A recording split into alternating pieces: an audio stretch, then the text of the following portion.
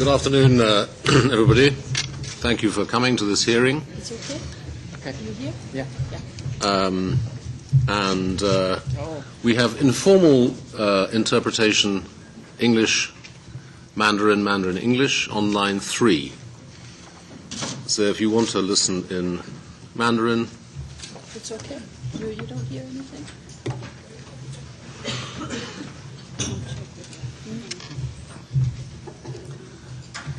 I think I'll make an introduction, and then we'll try and sort out the technical side. I'm delighted to welcome Chen Guangcheng to the European Parliament in Brussels.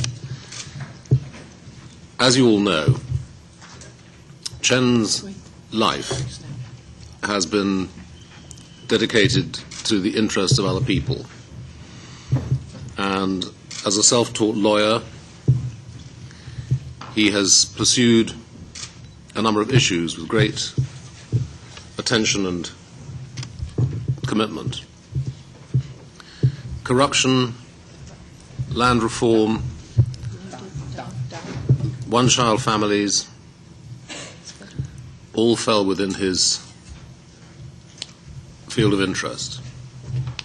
But of course, the regime in China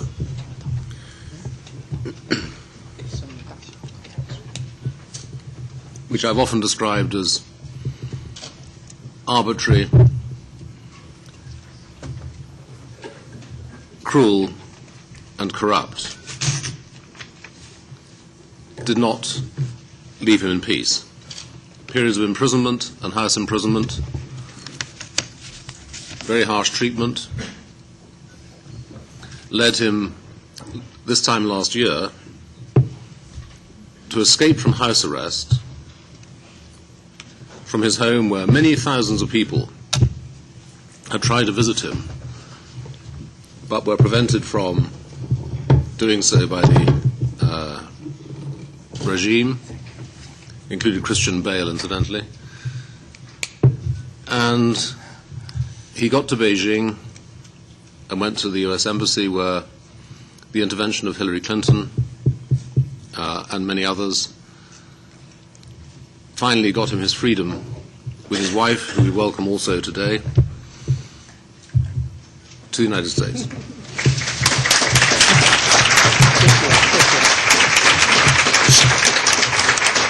Thank you very much.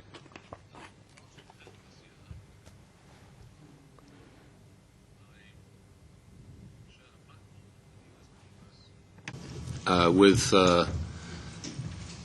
Guangcheng, where we discussed the wider question of human rights in China, but even wider still, the question of human rights around the world. And jointly with two US congressmen who are on the Lantos Commission, which is the human rights all-party group in the US Congress, we decided to take an initiative to create a transatlantic link between the US Congress and the European Parliament on the issue of human rights around the world, and in particular, individual cases. And shortly you'll hear from Nicolas Béger, the Brussels director of Amnesty International. It was an Amnesty International concept, defending freedoms, under which individual parliamentarians should adopt and support an individual either suffering or who has suffered from persecution for their beliefs.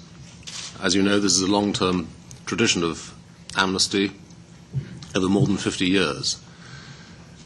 So today we're launching the idea of a transatlantic link between the US Congress and the European Parliament, and I hope that colleagues, members of the European Parliament, will join me in adopting individuals. Personally, I shall be supporting Gao Shisheng, who has been in prison now effectively since 2006. And I first had contact with him then in Beijing in that year. He's been imprisoned and tortured to the point of suicide. nearly.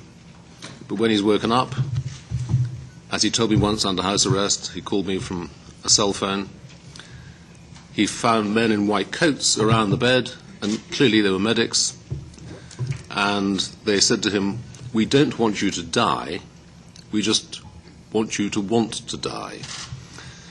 And so Guy was somebody who Guangcheng admires and who has been adopted by the US Congress as their initial defending freedoms individual. So without further ado, I'm going to hand over to Chen Guangcheng, but before I do, just to introduce Lottie Leicht, who is the Director of Human Rights Watch, who will make a commentary, and then the floor is open to you. Please.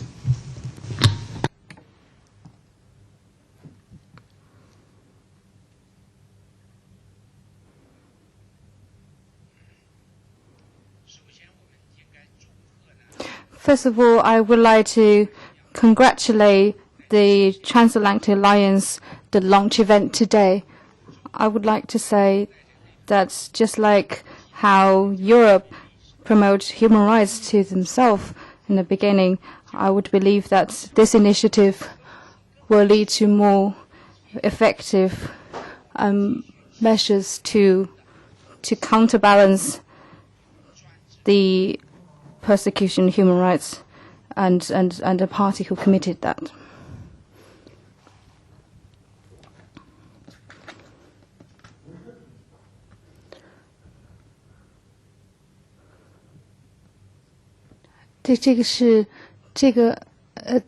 这是同声翻译。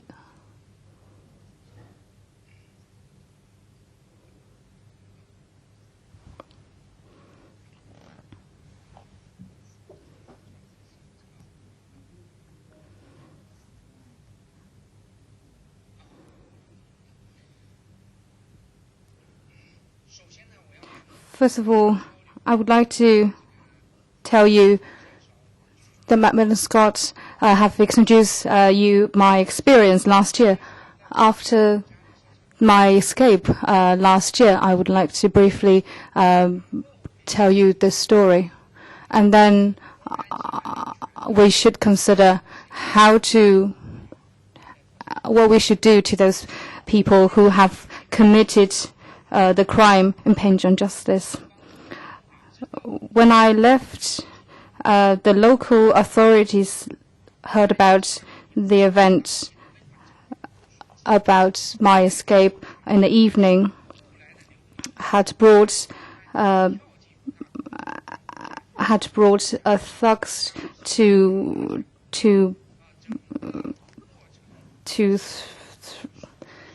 persecute my to commit violent attacks in my brother's household, and drag my brother out of his bed and put him into the police car and torture him for hours.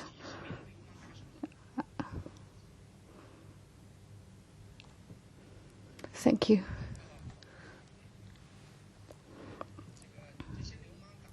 These thugs continue the violent attacks in the family of my brother Chen Guangcheng. My niece Chen Guangcheng had suffered a few wounds that bleeds for hours.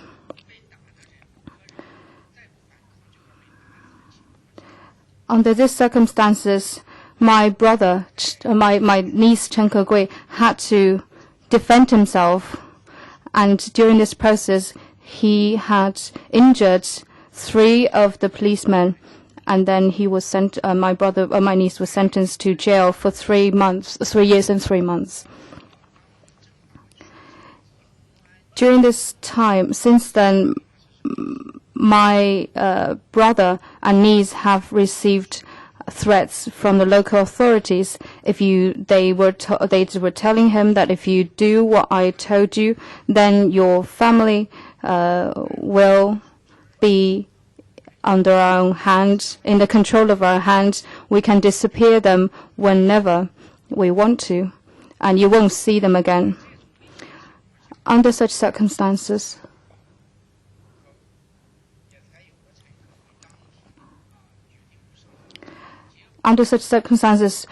Chen Guangcheng decided not to appeal simply because he was tortured in jail and he lost 10 kilos within weeks.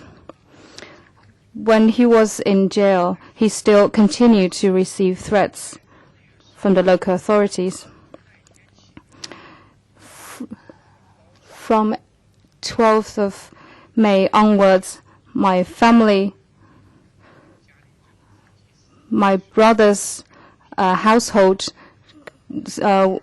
continuously gets thrown dead animals into the household. My mother's vegetable fields was destroyed overnight. And Chen Guangcheng, my niece, recently we heard that he has suffered a severe appendix, and the authorities has denied give him proper hospital treatment. Now we don't know his condition.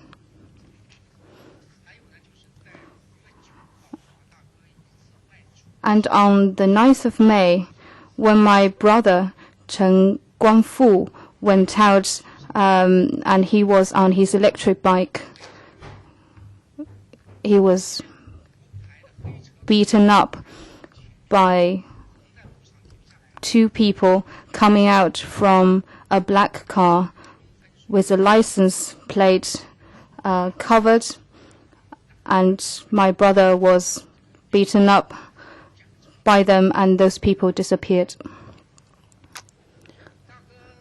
My brother called the police.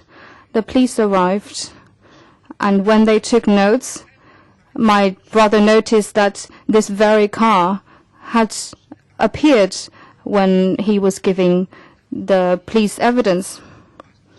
However, my brother noticed that this car now has a number plate. These people who took his evidence took evidence from my brother, from the policeman, and this car was still following my brother after my brother had given evidence to the police. All of this event derived from my escape to American embassy, and therefore persecuting my parents, persecuting my family.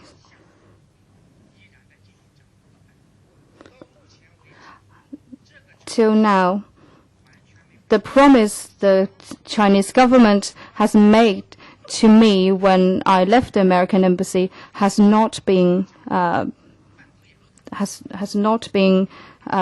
realized. The Chinese government openly challenged the justice of humanity. We should not tolerate these behaviors. We should stand up to these evil forces and say no to them. These officials who violate human rights, what should we do to them? Do we not have any choice? Today, besides what they have committed to my family, I would like to say something I've already said when I was at the U.S. Congress. I have a list of the names of the Chinese officials who had committed crimes on my families.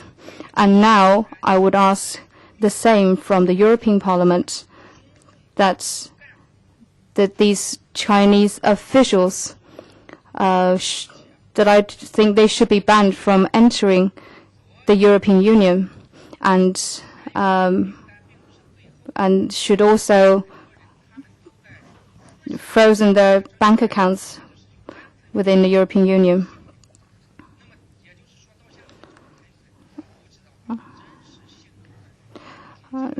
Till today, we don't know the full list of the names, so we would update the names over time. these Chinese officials who have committed crimes, they should pay the price. They should be responsible for what they have done. One of the traits of a dictatorship is to try to push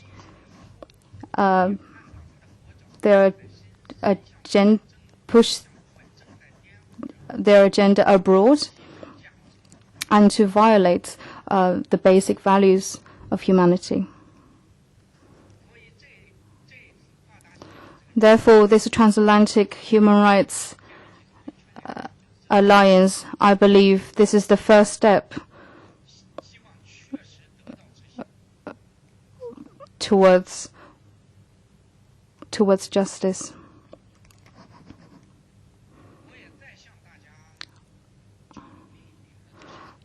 I would like to say that recently there seems to be another wave of persecution by the Chinese government on the Chinese people,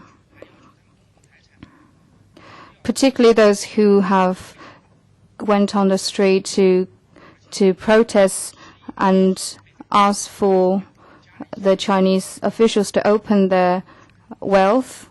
And then there are 11 Chinese lawyers recently being beaten up simply because they're doing their job. We believe that we should not tolerate these behaviors. Recently, the Chinese government has been telling people that the seven no, not ideological discussions are forbidden in a public discussion. China would welcome its change in a very near future. That depends on us. What we do would accelerate this process. There's no dictatorship that can last. We believe that justice will prevail in mainland China. Thank you very much.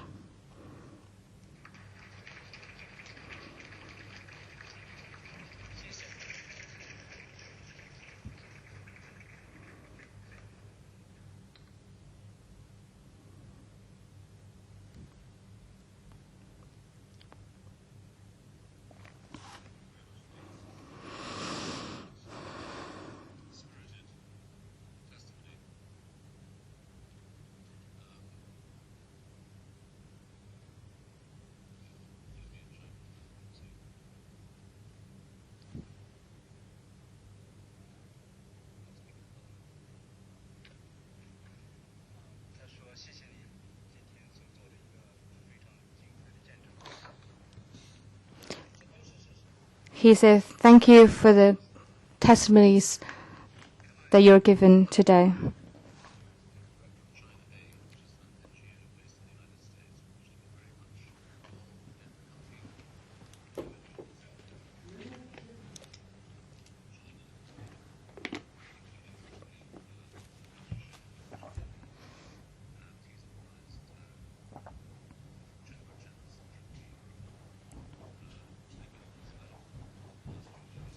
Close the microphone, please. Sorry. EU officials and members of parliament, and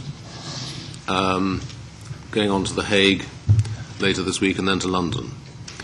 I want to thank Bob because he's going to go back into the booth now, number 3, to carry on interpreting into Mandarin. I want to thank also Wenwen Shen, who is from my office in booth number 2. She's never done this before, so she's speaking to you in English. I apologize. Thank you, Bob. Thank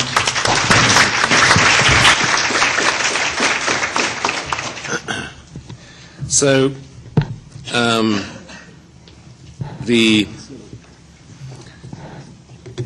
development of an EU-China strategy began in the 1990s, and I was the rapporteur for the Foreign Affairs Committee on a report on an EU-China strategy, primarily focused on trade. I suggested that we should use the title not just business as usual, but also politics as usual, to try and establish a political dialogue with the Chinese regime. And this began with the so-called EU-China Human Rights Dialogue.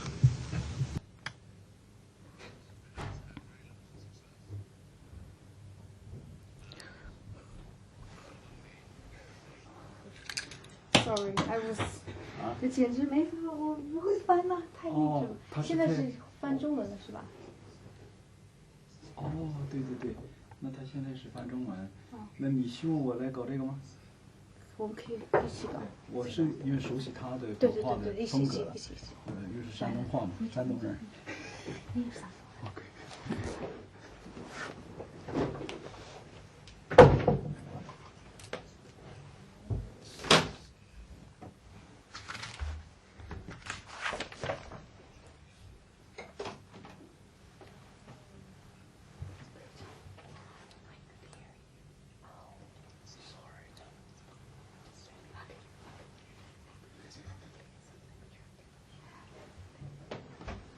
Thank you very much, Edward, and thank you very much, Chen Guangcheng. It is a real privilege to sit here next to you and not to campaign on behalf of your freedom, but actually to see that it has finally come about, and not just for you, but also for your wife. So welcome to Brussels.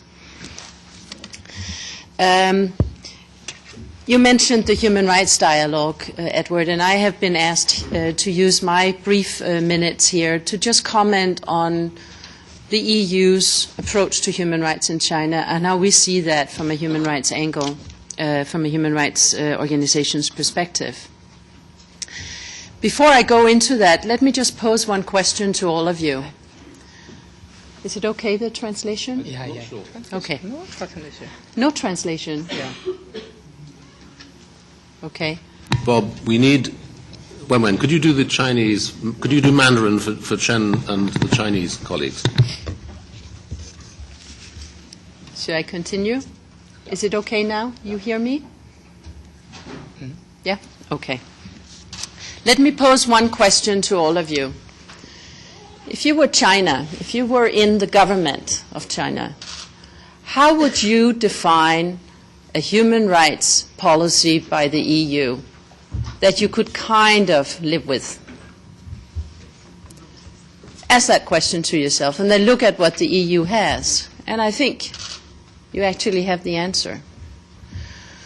Because what the EU has today is a human rights approach to China, a dedication to human rights and to the brave people in China who actually speak up on behalf of human rights, who demand their human rights respected, not just in accordance with international standards, but within the realm of Chinese law. You have a situation where the European Union has a human rights approach that is more just in words, more just a ticking a box exercise, more one policy that is geared towards satisfying national constituencies in Europe that Europe is doing something. But it has never had the ambition to really affect change. So let me give you a few examples of how we believe that that approach could change. What we have right now is a deeply divided approach. We have 27 member states that actually do not necessarily articulate an agreed approach on human rights on China. So divide and rule is easy. We then have an EU institutions now, and we have primarily 3 representatives on those institutions that interact with China at high political level: the High Representative, the Council President, and the Commission President. And even if they would be strong on human rights, and they are not, but even if they would be, China could sort of brush that off at the government level and say, well, we don't really care because, you know, you come here, you tell us how you feel, But your position is not shared by 27 member states. So what we do need, and what this Parliament has called for, and called for again in December last year, collectively, we need strong, articulated concerns on human rights, expectations on human rights in terms of improvement, and we need them to be articulated at a collective level within the EU. We need ministerial conclusions. The Parliament has asked for such conclusions to be adopted by 27, soon to come 28 member states, in a way that they will bind all 27 member states to a collective message that they would represent, and indeed to a collective approach. Edward, you mentioned the human rights dialogue. We see this as a dialogue where, by and large, serious concerns around human rights have been parked in a safe space that is non-transparent, that is absolutely non-threatening to the Chinese side, and it is at a low level, and for the very same reasons it is achieving very precious little. It doesn't have to be that way. The dialogue should be, definitely, first and foremost, it should be transparent. It should set clear benchmarks, and those benchmarks should be articulated in a way that they are shared by all 27 member states. But it should then be part of a higher political dialogue that we have with China, both at the national levels through our member states, but also represented by our EU representatives. And that means that the dialogue should really be a stock-taking exercise where we work on issues, and if we see no progress, these issues will have to reach the higher political levels, and they will have to be articulated in a way so that those defenders, those who stand up for rights in China, lawyers, petitioners, journalists, human rights activists, democracy activists, activists at all levels, they know, they hear that we are also concerned, that we are raising this and that we are not afraid to do so. Currently, they don't hear that because we whisper when we talk about human rights to Beijing. That has to change.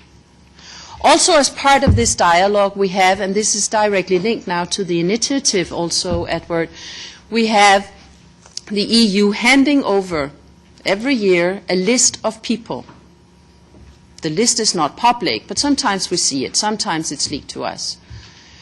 This list is comprised of people who are disappeared, who are in jail, or who are in re-education camps for peaceful activities. The EU does not demand the freedom of these people.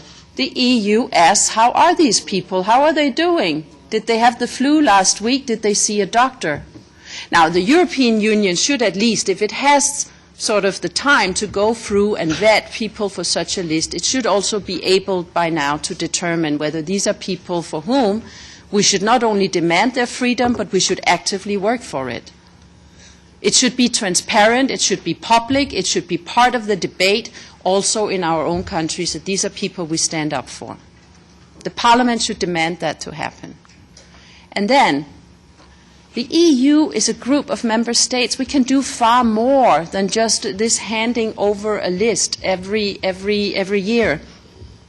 We can make it part of our own individual dialogues, and 27 countries can adopt a few people on that list. It's 60 plus something. It's sort of on and off. And they can individually then work determinedly to achieve the freedom, not exile, freedom of the people that they are responsible for. So much more can be done. And we should not be afraid to talk about human rights. We should not be afraid to talk about rule of law and suggest that that is kind of opposing an agenda on China that is not already there. Chen, you are the living example that this agenda is already there. It is being discussed. I mean, petitioners, people who have suffered either because of situation at their workplace, environmental damage, healthcare issues, and they were lied to. They were told, well, if you have problems, file your petitions with courts. And people did. They rallied in groups. They challenged authorities, local authorities, national authorities through court petitions. And then magic happened. The press in China also started writing about these petitions. And then the Chinese government struck back. That was not the idea here. The lawyers were disbarred, punished, imprisoned. Activists who had taken the cases, worked on the cases, were imprisoned, disappeared, forced into exile. Journalists who wrote about these issues were also punished. And indeed, the very petitioners themselves suffered the full force also of corrupt and abusive officials. But this is a debate that is being held in China. It's not an alien debate, and we should not be shy, we should not be afraid, we should actively participate in this debate. So let me just finish on this note, that any China policy on human rights designed by the EU needs to be ambitious, and the ambition needs to be that the space for those with whom the Chinese government should have a dialogue on rights, on rule of law, namely activists, lawyers, journalists, civil society, scientists, everybody in China's society that wants to be part of this debate. The purpose of our efforts should be to facilitate and to help the space for having that debate in China. And if what we are doing is not making the life easier, is not making that debate possible, then we are not doing it right. So let me stop there.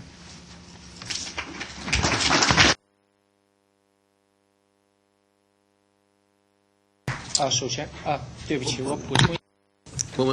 sorry 我补充一点点。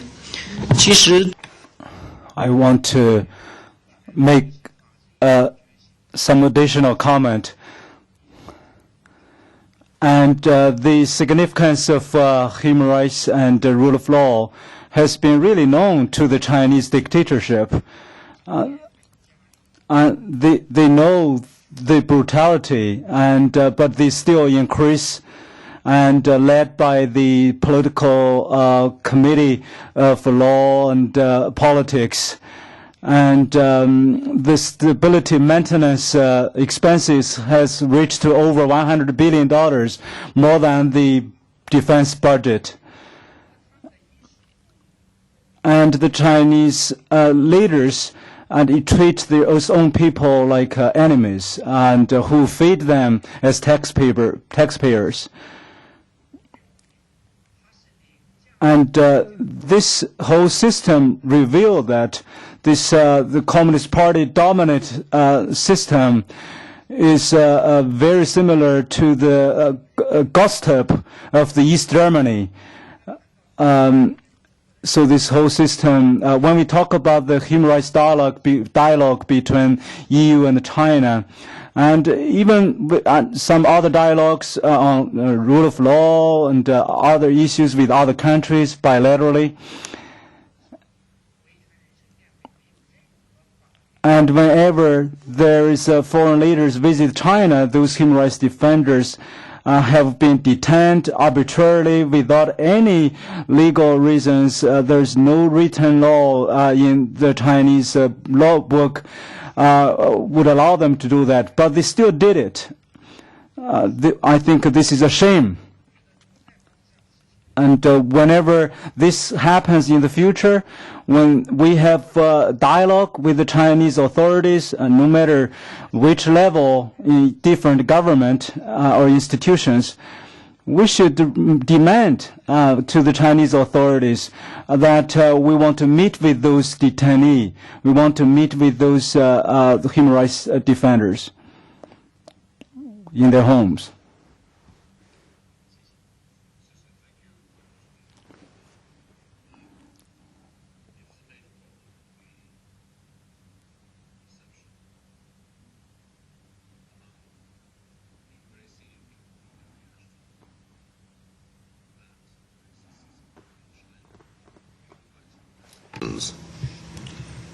There are no human rights organizations in China. There are just individuals. There are just individuals. Sorry, there are no indigenous Chinese. There are NGOs, but they're under control as well.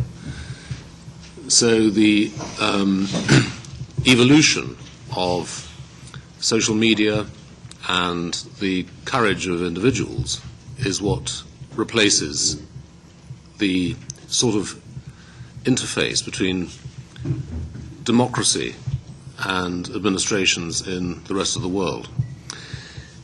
Now I'm going to ask Nicolas Bégier to speak, who is the Director of Amnesty International's Brussels office. And as I said earlier, this meeting is partly about the intertransatlantic link under the Defending Freedoms project, which was initiated by Amnesty International. Thank you very much, Edward, and thank you for organizing this meeting. It is truly humbling to listen to you, Chen, and to listen to your powerful testimony. I can only admire your incredible courage, strength, and determination to continue for this many years. Because you were so lately jailed for peaceful activities in defense of human rights, you've been a prisoner of conscience for Amnesty International, and thousands of activists have relentlessly and tirelessly campaigned for your release. So today it's an incredible pleasure and honor to be sitting next to you in freedom, and to also know that your wife has been able to accompany you. And we obviously need to continue pressing the Chinese authorities to stop this outrageous ongoing harassment of your relatives.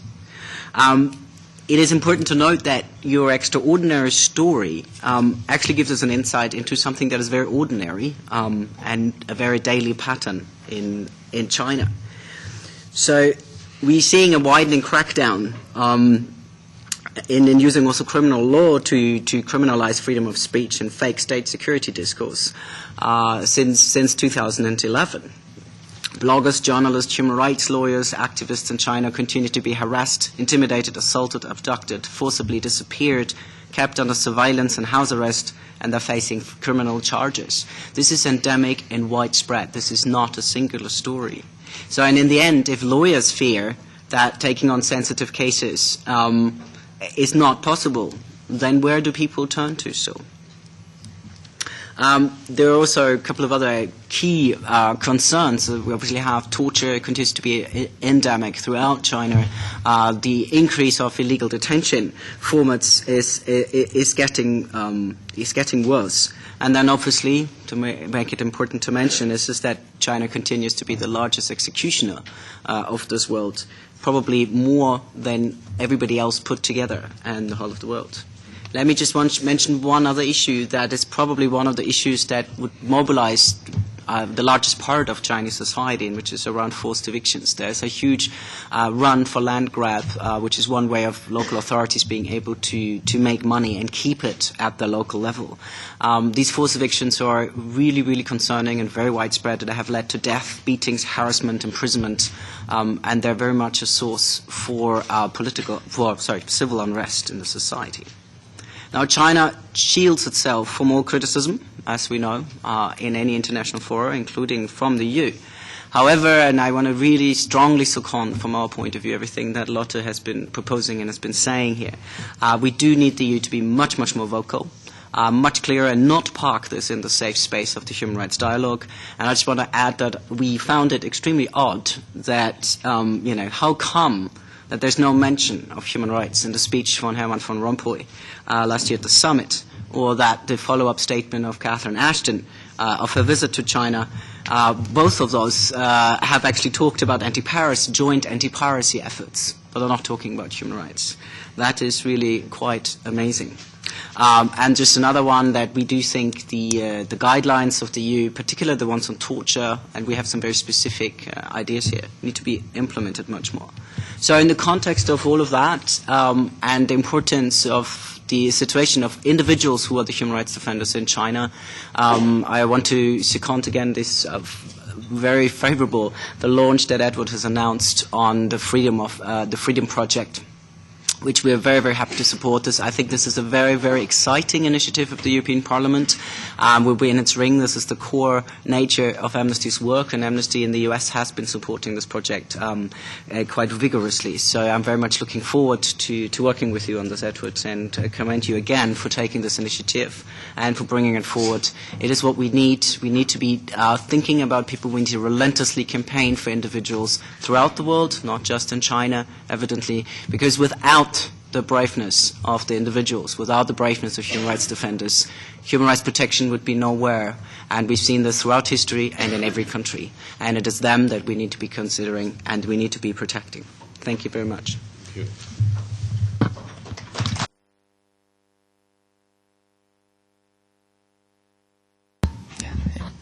公平正义没有国界。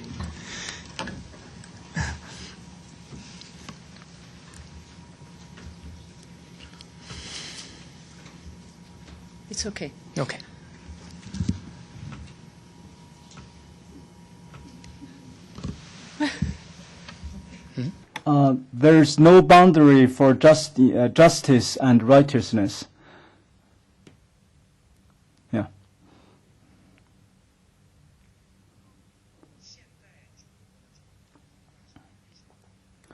China has great changes already now, and the consciousness of civil society and civil rights has grown rapidly.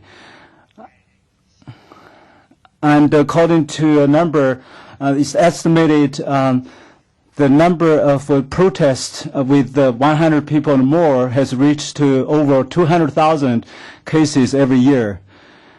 When I was in China, I knew that every day there are so many protests everywhere in China just because the internet was not that widely popular, so it was not being known. And so those cases that was reported is only a tip of the iceberg. And the Chinese people in their hearts, deep in their heart, they are yearning for justice. And their yearning, their desire has no difference with other Westerners, with other people on other part of the world. And the Chinese society has increasingly become a mafia society because of the Chinese Communist Party and the torture, the black jails, the arbitrary arrest, the injustice, and it's all happened under the so-called stability maintenance system. And many of those human rights violations were done. And the Chinese Communist Party was not even feel comfortable to have the Chinese other government agents to conduct. So that's why the party committee can deliver appropriate large amount of money and to hire their own thugs. And those thugs consist of those morally deprived, and many of them are very evil people to carry out these kind of attacks, like attacking my family. Of course, even these thugs have to be arranged and protected by the official Chinese police. And so they don't even put a plate in front of their car, and their plain clothes, but all kinds of methods were adopted. And this kind of violent, to maintain stability through violence has been widely spread all over China. When we do so-called dialogue with the dictators, they are not reasonable. They are not interested in real dialogue.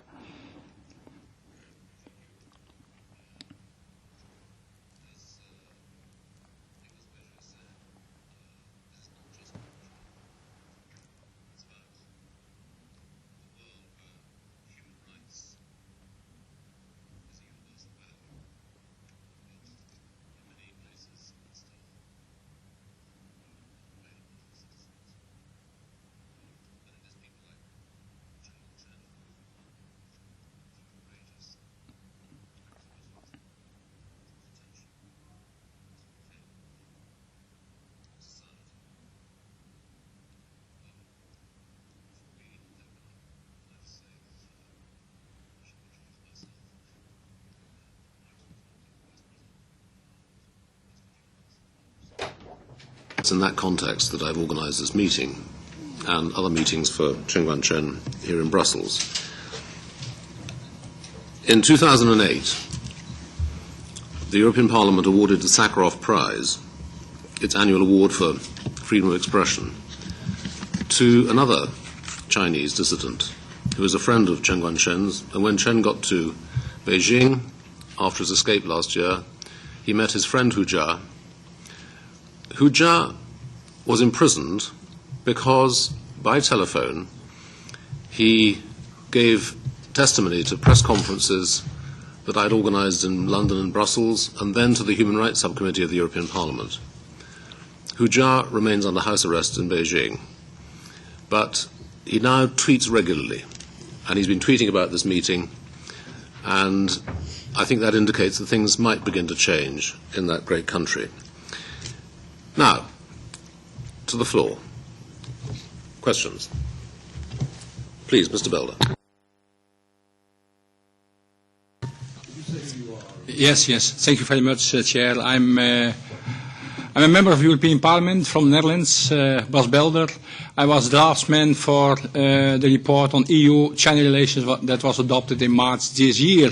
To start with, Mr. Chen, it is a great honor to have you and your excellent wife here for one of the encouraging issues of my report was that there are people in China in these circumstances that have the courage to defend the elementary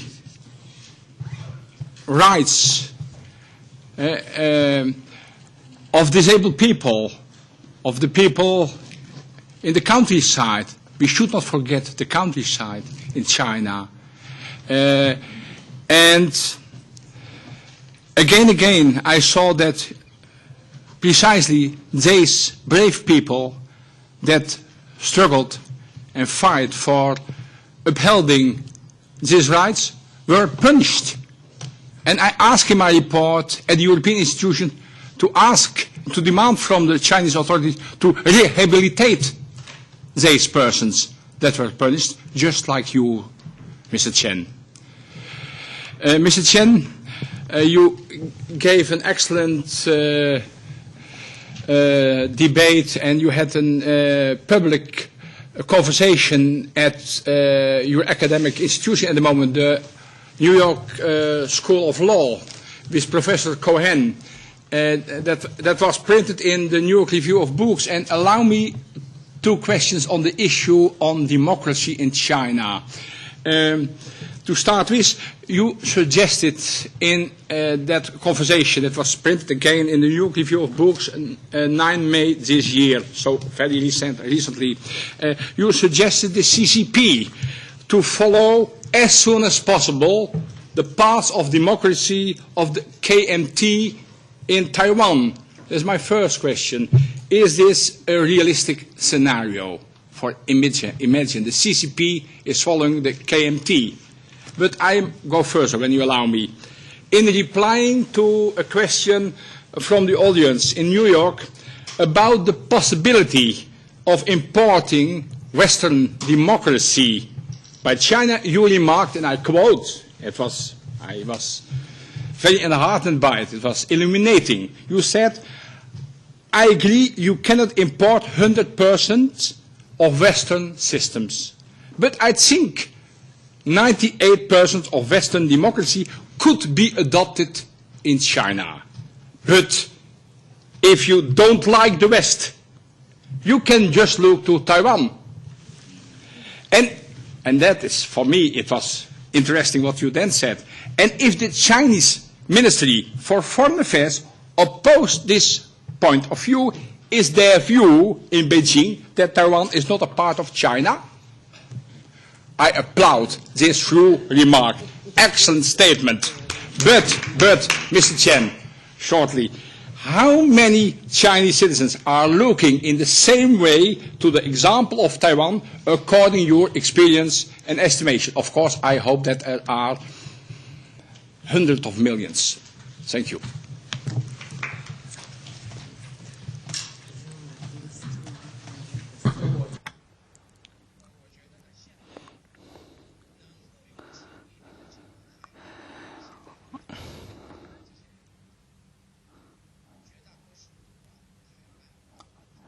I think those who know Taiwan there are more and more who really look to Taiwan as a model for democracy. And the situation in mainland China is really now not similar to the situation in Taiwan in 1980s. And I think this statement about the civil society and the rule of law cannot fit mainland China is just a reflection, a one-sided reflection of the dictatorship, and they cannot succeed.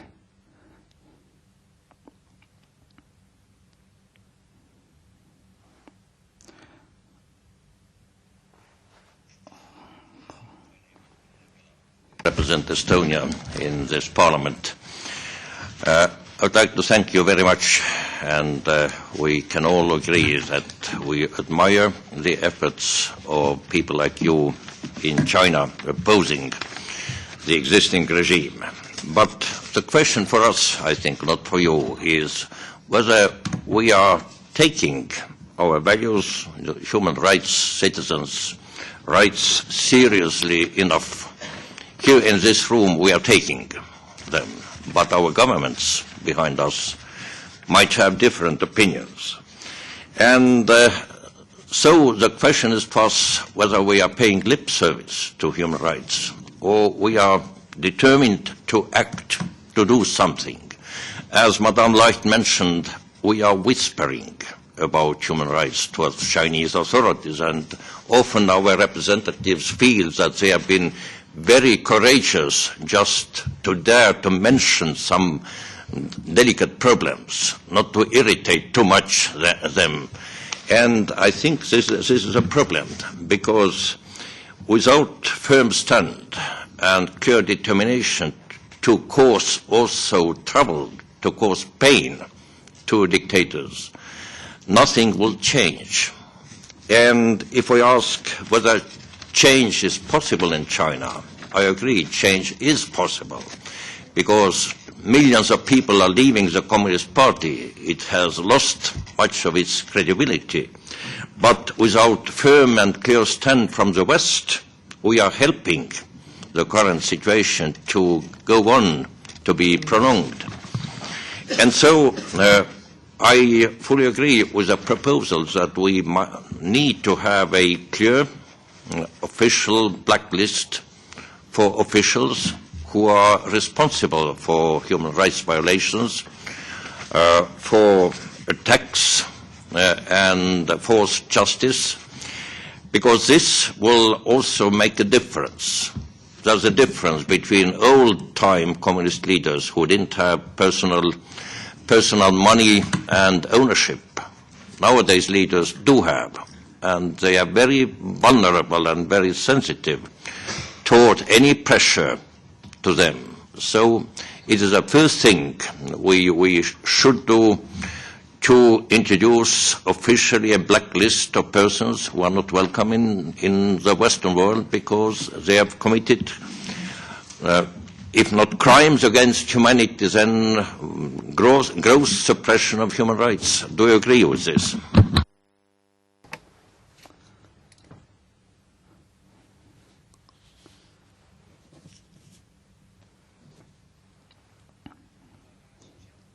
First of all, I think in China there is a famous saying that you can walk all over the world if you are reasonable. If you are not reasonable, you cannot walk an inch.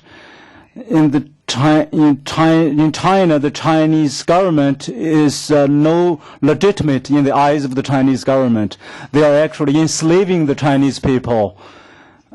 And they just use the properties, the money they robbed from the Chinese people to manipulate. And if we allow that to happen, we are spoiling them, and we are responsible. And we should really hold them accountable and make them, not able to walk an inch in the world. And this is a social responsibility to each one of us. And to those Chinese government officials, we should bear more responsibility. So this is a long-term responsible attitude toward our country and toward our institution.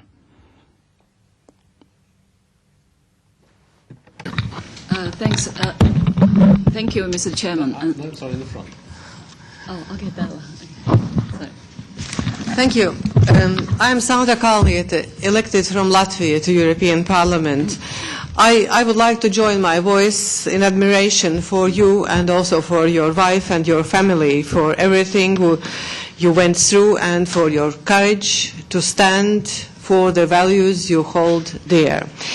I know rather little about China, but as a former Soviet person, I know a lot about dictatorship. And like many, my family suffered Gulag, and we know it's on personal account. Myself, I'm always amazed reading The Economist, The Times, Financial Times, whatever, and the comments and articles about China in the way like it is really a normal country. Economical superpower, which is gaining now its justful right to have also more influence in diplomacy, international affairs, and more influence in security issues.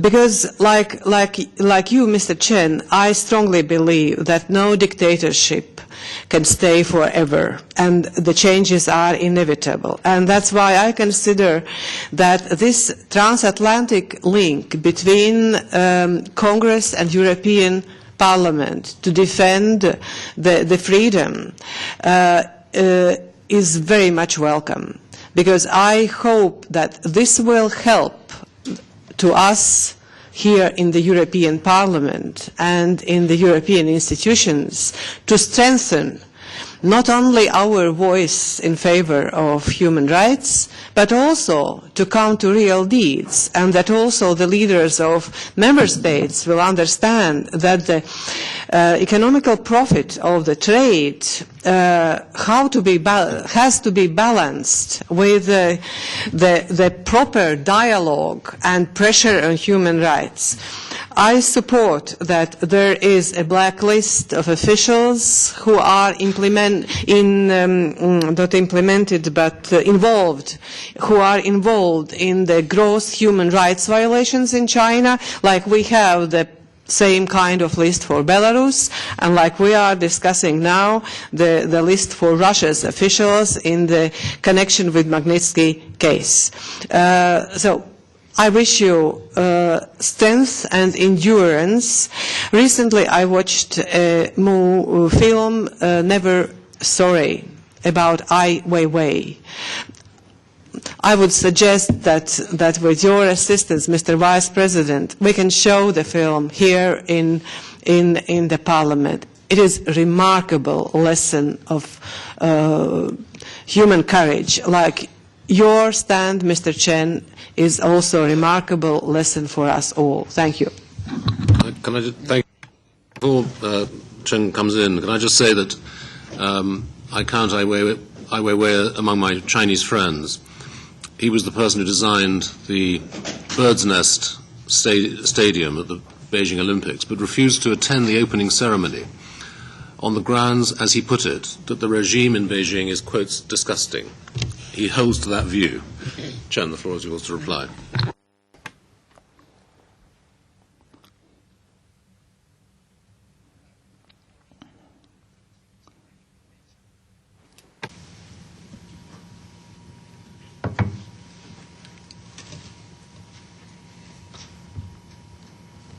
Okay.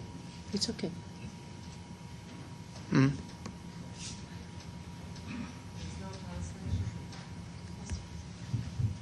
Please carry on.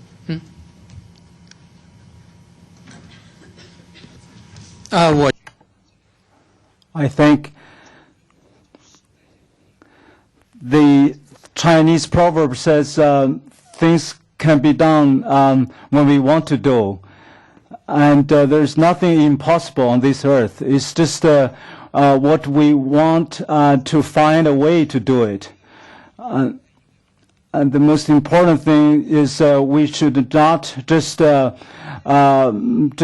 things over our lips, and we should really do by our actions. And in my history of my rights defense, and I know that what have been done in the outside world, by the outside institution outside China, has been paid heavily attention by the Chinese regime. They just pretend they don't care, but they really care. And so don't be discouraged. And your action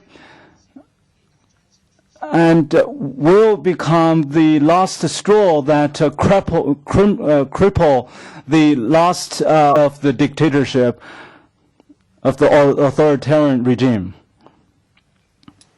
Is there any other question from the floor? Because otherwise I'm going to ask Lottie to wind up with a few comments. Just one last question over there. Yeah, if it's a journalistic question, we have a press conference at 1:30. So you can come to the press conference. Okay? Anybody else not journalists? Yes, please. Say who you are. Keep it short. Thank you very much, Mr. Chair. My name is Jana Jamborova. I'm from the Czech Republic, ex-Czechoslovakia, and I'm Secretary General of the New Women for Europe European Association. First of all, I would like to give my deep thanks to Mr. Chen Guangcheng from China for his testimony, and I'm touched. Okay, thank you. I'm touched by your testimony because we lived what you are living now in ex-communist countries here in Europe, and you mentioned Eastern Germany, and actually when we leave this parliament there is Place de Luxembourg, and there is still piece of Berlin Wall there, forgotten from one of the presentations. And I'm very sorry that it's left there without any notice. And I know that's this symbol of the fight of freedom in Europe. And I'm very happy that we speak about this in the European Parliament, because I remember the testimonies that you were mentioning. We were living 24 years ago in Czechoslovakia, in Hungary, in Poland. We had people who were arrested, who had to defend themselves without any rights, that were put into car, as you mentioned, and their families had no information about what was happening with them. We were very happy in 1809 when Europe opened the doors for us and we entered European Union in 2004, most of us. But now I would like to question and ask also the representatives of the Human Rights Watch in Europe why we now in Europe live with knowledge what is happening in our member states. For instance, we have people in France, it was in March, when they were beaten by police. 1 million people were in streets, and there were 67 young people arrested without knowing that they could call their lawyer.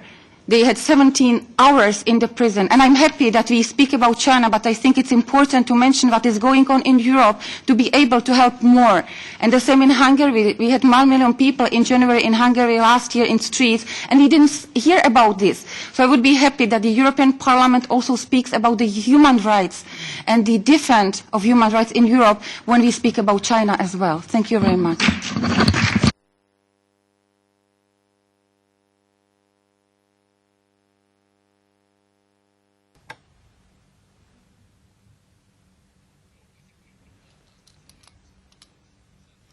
Human rights within the European Union. It's now one of the remits under the Lisbon Treaty, especially in relation to Hungary. Chen, would you like to say a few last words, and then I'll hand over to Lottie Leicht.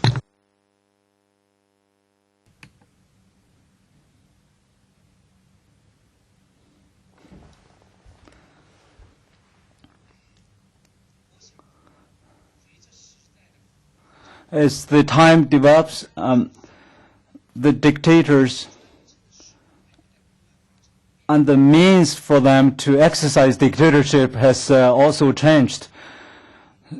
And to the means, which means the ways for us to protect human rights also needs to be changed. Like what we heard in 20 years ago when the dictators used the concrete Berlin Wall to block freedom.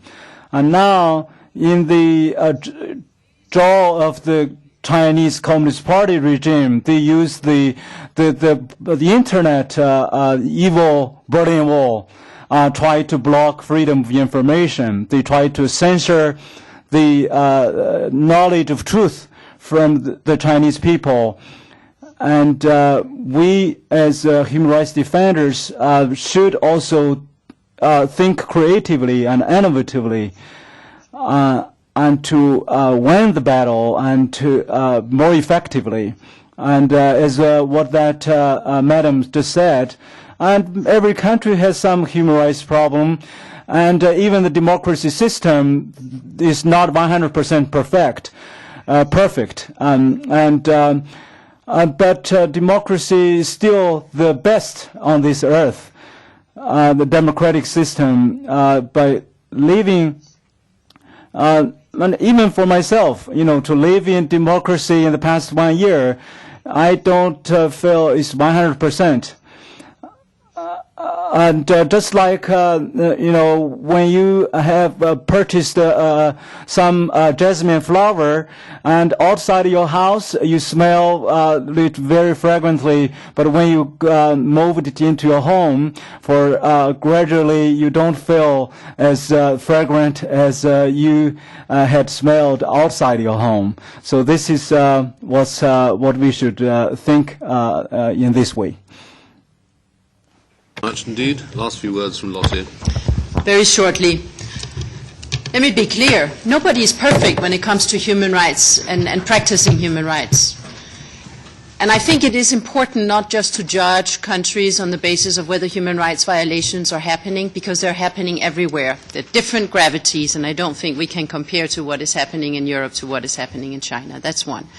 But secondly, the big issue is how you deal with problems when they occur.